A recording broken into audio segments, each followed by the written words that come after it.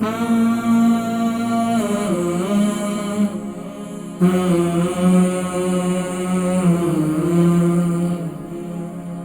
کس بات کے مسلمان ہیں؟ ہمیں کیا معلوم اس کتاب لاریب کے اندر کیا پیغام محبت ہے؟ یہ لاریب کتاب کے اندر ہمیں کیا پیغام دیا جا رہا ہے؟ جب ہم نے سمجھے نہیں تو اس کی عظمت ہمارے دلوں میں نہیں ہے۔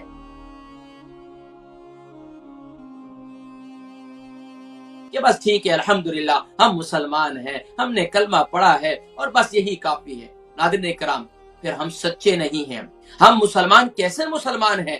ہم پروٹیسٹ تو کر رہے ہیں قرآن کریم کے جلانے میں، لیکن قرآن کریم کو پڑھتے ہی نہیں، قرآن کریم کو سمجھتے ہی نہیں، قرآن کریم نہیں آتا، زندگی گزار دی، 50 سال کے ہو چکے ہیں، 60 سال کے ہو چکے ہیں، لیکن قرآن کریم کی ایک سورۃ الفاتحہ بھی صحیح طور پر ادائیگی نہیں آتی، قرآن کریم کی ایک سورۃ الفاتحہ کا ترجمہ بھی ہمیں نہیں آتا۔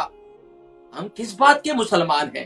ہمیں کیا معلوم اس کتاب لاریب کے اندر کیا پیغام محبت ہے؟ ہمیں کیا معلوم اس کتاب لاریب کے اندر قرآن کریم کی یہ لاریب کتاب کے اندر ہمیں کیا پیغام دیا جا رہا ہے؟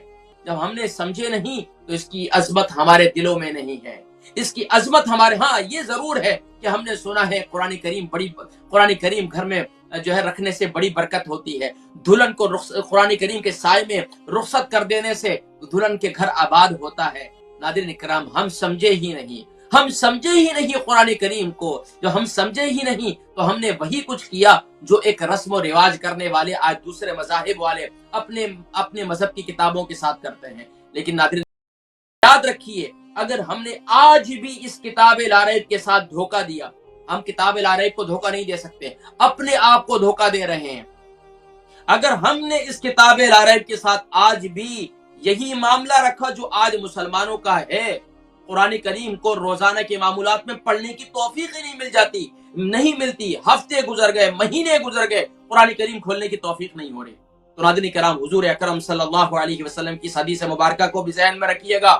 اللہ کے نبی صلی اللہ علیہ وسلم نے ارشاد فرمایا کہ اللہ تبارک و تعالی اس قوم کو عروج اور بلندی دیتے رہیں گے جو قوم جو ہے امت محمدیہ میری جب تک قرآن کریم کے ساتھ جو ہے وہ اپنے تعلق کو باقی رکھے گی۔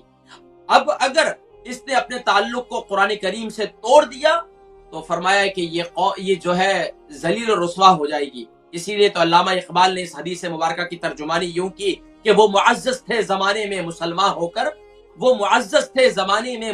ہو کر اور ہم خوار ہوئے تارک قرآن ہو کر۔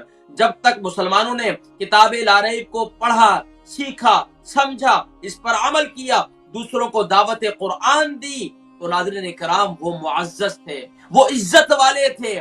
پھر ان کو عزت کے لیے لوگوں سے بھیک نہیں مانگنی پڑتی تھی کہ ہم مسلمان ہیں، ہماری عزت کرو، ہماری کتاب کی عزت کرو، ہمارا احترام کرو۔ نہیں، وہ خود بخود، کیونکہ ان کا تعلق قرآن کریم کے ساتھ دلی طور پر تھا، اور پھر